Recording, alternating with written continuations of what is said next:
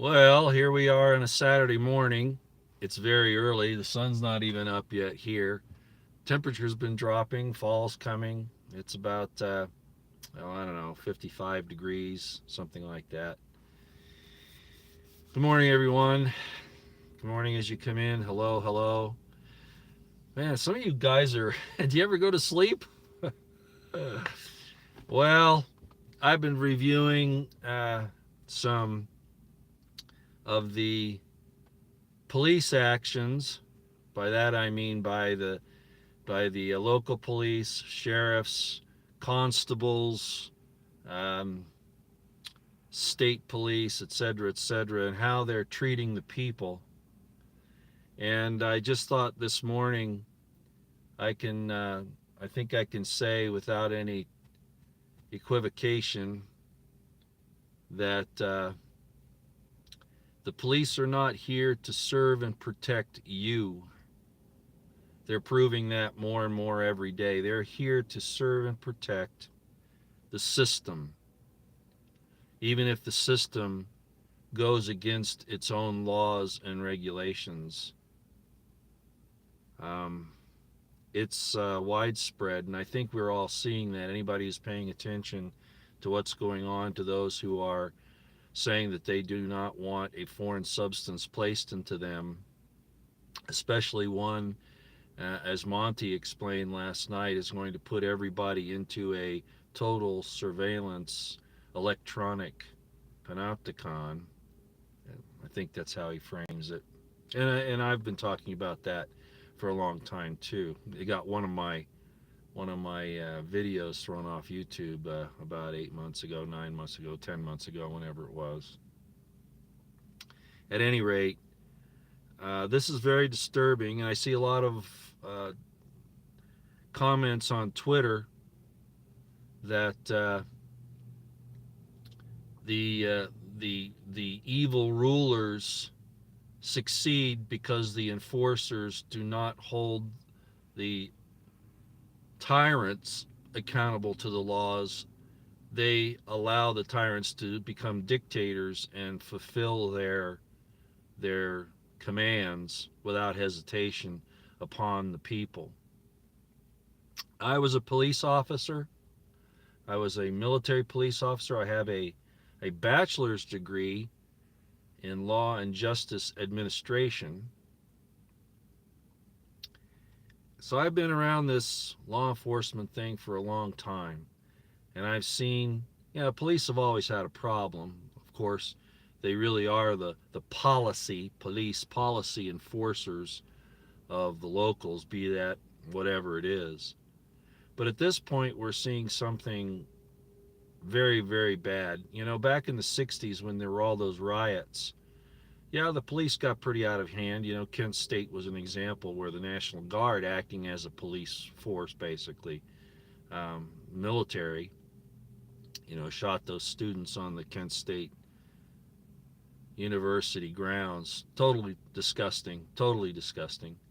And then when the riots in D.C. happened, which were really, really bad, the National Guard were told to take their ammunition and put them back in the armories. I could tell you some stories about that. I was there when that happened. I was downtown D.C. when that occurred. Well, part of it anyway. I wasn't there for the whole thing. But it really has to do with the political objectives of the politicians and the tyrants as to what happens with the police. And the police are sworn to protect the Constitution. And of course, I won't name any names, but I've had very close friends and family in police departments, and they even decide that what that means is whatever the president, the governor, or their local county or city politician tells them it is, including the chief of police or the sheriff or whatever. So the workers don't know any different. They don't have the guts, and probably they don't have the understanding either. But even if they do, they prefer to keep their job and their pension and be in the good graces of the power structure rather than protect and serve you. So I hope your eyes are becoming open that, like when Trump got up and was saying, We're going to be a nation of law and order. You remember that bullshit? And you remember him saying, we love our law enforcement, right? You remember him saying that? We love our military. Remember who they really serve and protect. And it's not you. It's not me. As a matter of fact, the Supreme Court, one of the milestone cases, declared that the police have no duty to protect you. It's about maintenance of order. Maintenance of order. Order maintenance. No duty of protection, that's right. So if they have no duty of protection, then how can the government dictate to you that you can't get the tools to protect yourself? Right? And if they do that, if the police can't protect you, and then the government says you can't protect yourself, what are they really about? Their own power. That's all. I put up a video, I think it was yesterday or the day before, that we're quickly arriving at the point where there's no peaceful resolution to this entire mess.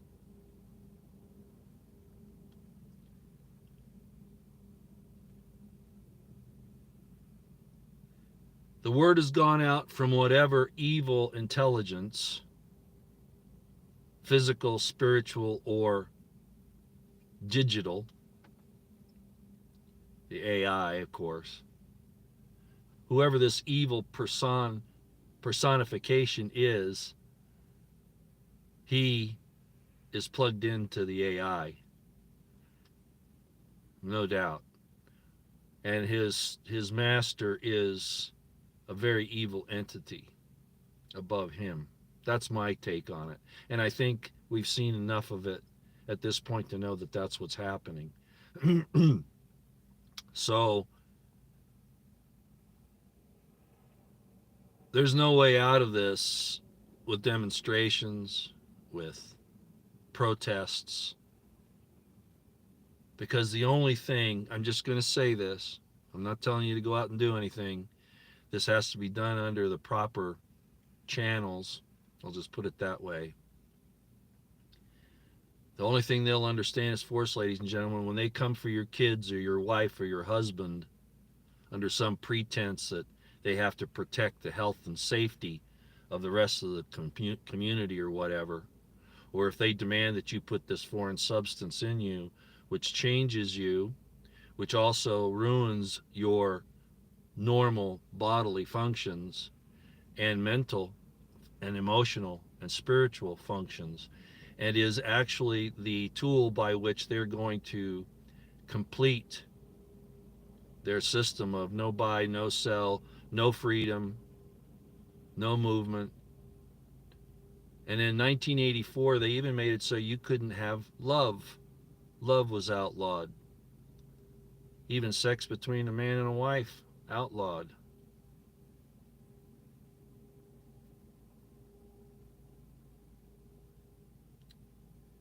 There's more than enough information out there to show where this is, and I'm not going to get into any more particulars. I'm just going to say, as a former police officer and military police officer, they're not here to protect and serve you. And I think that's more than abundantly clear now. They have become, in fact, exactly the opposite to what Trump tried to portray them as being. The law and order is a dictate now. That's what it is. And all that was set up over the last few decades, but it really came to maturation under Trump. Yeah, I'm on to Trump. I loathe that guy. Totally. He's not a phony. He is what he is. People just don't see it because, like Alex Jones, they've invested so much in him, and he's probably received, financial and access support that he just can't quite let it all go yet. And a lot of them are like that. I see it on Twitter. I see it, in the alternative media. It's widespread, of course, everybody knows. let me point out something, because I've talked about it before, but I want you to know, not because I'm trying to make myself in anything or pat myself on the back, but I see often where people on some of the comments and here on YouTube and just generally Google, if you Google me, you'll see things where people will say that I haven't done anything. I've never stood up. All I am is a keyboard warrior, and there could be nothing further from the truth. I stood up for my rights very early on in my mid 20s. Even if you don't agree with what type of rights I was protecting, what I was standing up for, the fact was I stood up for them. I even ran for sheriff of Salt Lake County, and basically the spiel for my campaign was that I will protect you and your constitutional rights against all comers, and I basically said that, and that was my platform. Uh, I fought a case of personal civil rights all the way up to the Supreme Court, and then they turned the review down. They wouldn't even review it, and yet look where we are today. LGBTQ, promiscuity all over the place, and that's all right. Just don't have any responsibility towards the people that you bring into your sphere and love them. And a lot of that had to do with the political position of the LDS Church, and anybody who's familiar with my background will know that. But my point is, I stood up, I said, no, you have no right to dictate to me on my personal relationship contracts. None whatsoever. I don't care what your state law says, by the way, which was written to as a selective enforcement. That sweepers here again. That selective enforcement where they're just picking out people that had a particular spiritual or religious uh, uh, lifestyle. That's what it was about. As far as cops or anybody else sleeping around, having multiple girlfriends, um, having kids out of wedlock, even if they're married to somebody else. Oh, that wasn't the problem. That's not a problem. But you can't have the thought in your mind that you're doing it for a righteous reason, and that's what we're coming after. And that, ladies and gentlemen, is what is happening now, and is why I understand this entire evil system and what it's doing to the world. It's not even about your activity. They want to get into here and into here, because if God is going to write his law in your heart and in your mind, don't you think that the devil wants to imitate that? And that's exactly what you see happening, both through the media, the schools, the entire program of corporatocracy, the technocracy. And now they even want to place something inside you with a scorpion stinger that will put his evil image inside of you and remove the image that God made you in, which was in his image, God's image. So they're replacing God's image with their image. Does that sound anything like 2 Thessalonians? Again, I'm not saying that the injection is the only part of this entire thing. As a matter of fact, that's my point. It's a system. It's not just one thing. The argument of what the mark is, whether it's the QR code or whether it's, the shot or whatever, it's the system. And the pharmakia, according to Revelation, is a key part of the deception that is brought upon the entire world. It's a system. And once you bow down to it, that once you submit, as I've said, once you obey it, that is in the terms of the original languages, worship. So you are worshiping that and worshiping the image of the beast that they are placing inside of you. Oh, there will be this personification out there eventually. But where the real problem is in here and in here, not out there. That's all I got this morning. The police are now opposed to you. In Wyoming and Utah, we're still not having real problems with the police yet. Not yet. They're softening us up. I know a lot of the police officers out here, and in the past, I would say that they would stand with the people. I'm not so sure about that anymore.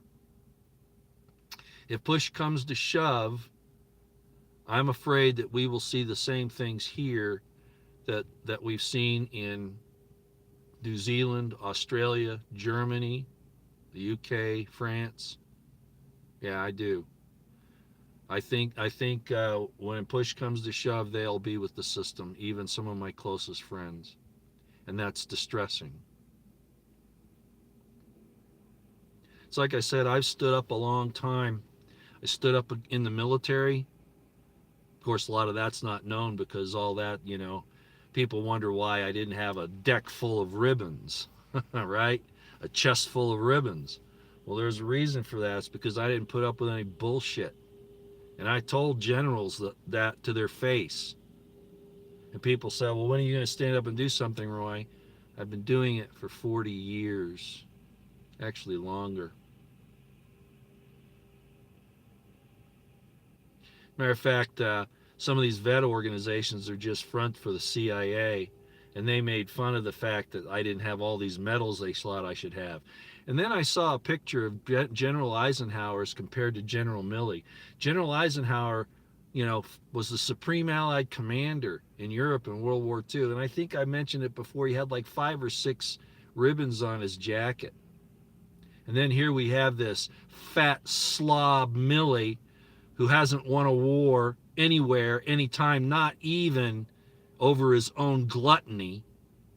And he's got a chest full of ribbons. Do you realize they give it to themselves? It's a big boys club. Big boys club. Old boys club. And those who really deserve it, they don't give it out. I know of a guy who was in a clandestine operation in Central America, Central and South America. And he was actually captured by the guerrillas and tortured almost to death. And he finally escaped because he kept working through his constraints. I'm telling you an interesting story here, okay? Got through his constraints, and he killed his captors with his bare hands. And he took one of their knives and then sliced the other ones up. But guess what, ladies and gentlemen? He was left behind.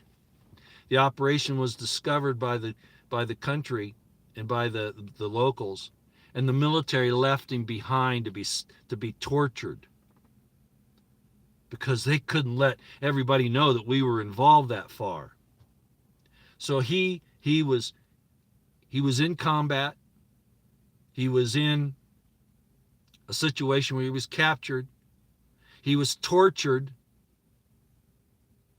escaped, killed his enemies. And when he finally got back, guess what they did? They said, go away. He got back by himself. Go away. You can leave the army now. No, we're not going to give you any medals. We're not going to give you a Purple Heart. We're not going to give you a Bronze Star. You don't exist, buddy. Bye. That's your government. So there are people out there that have done things that never even got recognized, or they're going to be told that they're going to be recognized. Oh, we're going to give you a medal, and then they never put it into the system. So you look at General Eisenhower's picture with those 5 or 6 ribbons, and then you look at Milley, and you know how disgusting that is? Well, that's how all these cops and military are now. Not all of them. We're seeing some good people stand up in the military saying they're refusing this GMI. That's good. And look what they want to do to him, court-martial him. It's still in the EUA, ladies and gentlemen. the FDA lied. I'll probably get thrown off for saying that. It's just like I called it. It was a sleight of hand. This whole thing of this fully authorized. No, it's not. It was a sleight of hand from the Foxtrot Delta Alpha, with the rest of the government falling behind. Now, we've seen a couple of those top scientists leave the Foxtrot Delta Alpha. and in opposition. And it's not just the boosters. It's the other stuff too.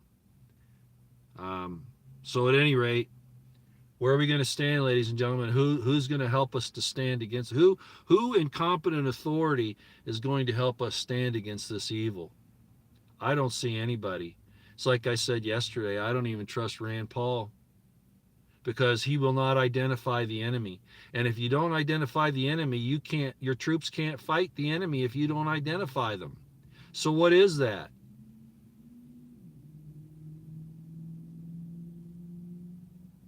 You become an asset of the enemy. You become the enemy as well. That's why I'm so adamant. But it's very dangerous to go out and try to do something on your own because you've seen the apparatus out there.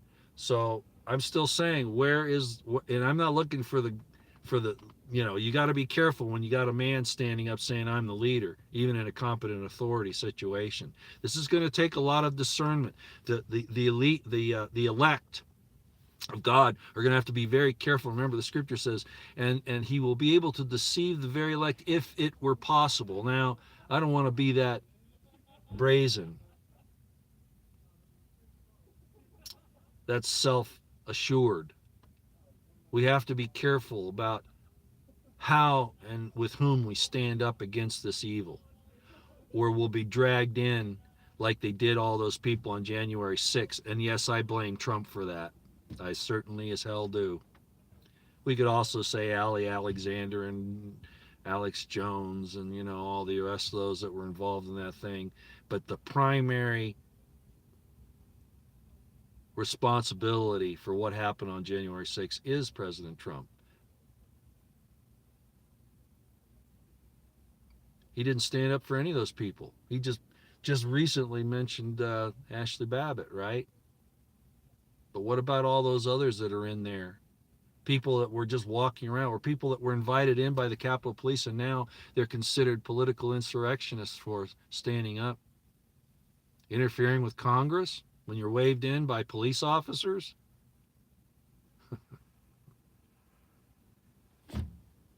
I saw a picture of Trump in his tent out that day with his grinning son, who I used to like, Don Jr., and Ivanka, and they're partying in this tent while people are getting roped,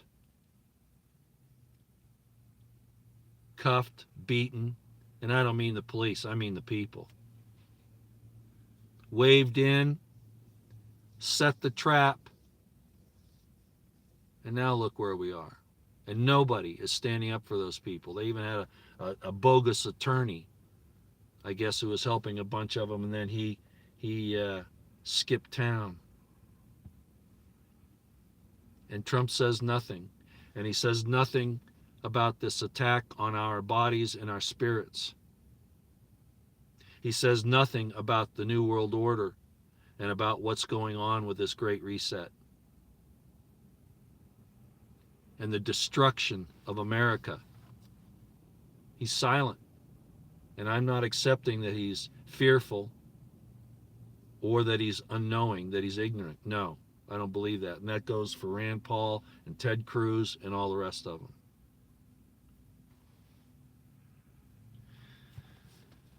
I don't know what the answer is, ladies and gentlemen. God is really our only hope at this point. Is like I said, he's our true leader, and I know a lot of people don't want to hear this, but he's one leader that they can't jail, right? And supposedly the way this works is he's going to pour his spirit out on all of us, and a large enough number of us will stand up that the enemy is defeated in the end. But this isn't going to be an easy task, even with that. Okay, I've probably pontificated enough. I'm going into breakfast. Got another day of construction stuff today. Don't usually do that, but this is a labor of love at this point. All right. That's all I got for you. I'm not going to take questions because even though I can see pretty well because it's not bright out here, I can see the screen. Uh, I'm going to go on in. I'm very disappointed with my brethren. I'm not going to even talk about the sisters. And I know how people say, "Roy, you're sure sexist when it comes to women." You see why now, don't you? Because the few that have gone into the military and the police, now they can say, "Oh, the women can do this," and now they're drafting your daughters. At least the bill is being pushed forward now, I guess. What will happen in the Senate, I don't know. But the point is, you see, now you've endangered you women out there who wanted to do the men's job, right? Prove that you're the men. Now you've endangered all your sisters. And of course, most of you don't care. I listen to these women, these generals, and these officers in the military, and including Tulsi Gabbard for that matter, bragging about the women. You really want to, you really want to expose women to this. You want to put them in one of the most debased institutions. You guys don't have any. We look at the military as being honorable. You have no idea what happens in the military, and now you want to put your daughters in there.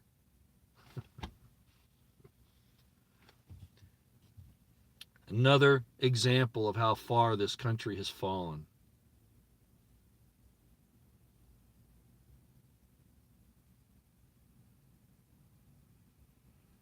Okay. Y'all take care.